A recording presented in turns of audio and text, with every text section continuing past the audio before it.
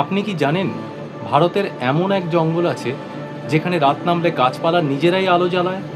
শুনতে যেন জেমস ক্যামেরনের সেই বিখ্যাত সিনেমা অবতারের মতন লাগছে, কিন্তু এটাই বাস্তব। ভারতের পশ্চিমঘাট অঞ্চলের ঘন জঙ্গলের বর্ষাকালের রাতে এই আশ্চর্য দৃশ্য দেখা যায়। মহারাষ্ট্র, কর্ণাটক ও কেরালার কিছু জঙ্গলে এই ঘটনা দেখতে পাওয়া যায়। নমস্কার, আমি তপন আপনাদের সঙ্গে। এতক্ষণ স্ক্রিন জুড়ে যে বিচিত্র রঙের আলোর আভা দেখতে পাচ্ছিলেন সেটা কিন্তু কোনো কৃত্রিম আলো না, কারণ এখানে কোনো বিদ্যুৎ প্রবাহ নেই। আপনি যদি দিনের বেলা এই জঙ্গলগুলোতে যান তাহলে আনইউজুয়াল এমন কিছু কিন্তু চোখে পড়বে না, কিন্তু আসল জাদু শুরু হয় রাতের বেলা।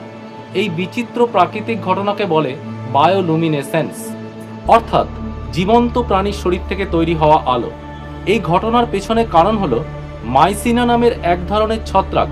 এরা বর্ষাকালে খুব আর্দ্র পরিবেশে নীল সবুজ রঙের আলো ছড়ায়। মাইসিনা ফাঙ্গির শরীরে থাকে এক বিশেষ ধরনের এনজাইম নাম লুসিফেরিন।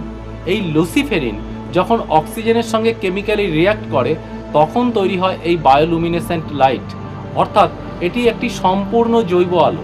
এই আলোতে কোনো রকম তাপ থাকে না, তাই একে বলে কোল্ড লাইট। এই আলোই পোকামাকড়কে আকর্ষণ করে, যার মাধ্যমে ছত্রাক নিজেদের বংশ বিস্তার করে, অর্থাৎ আলোই তাদের বেঁচে থাকার কৌশল।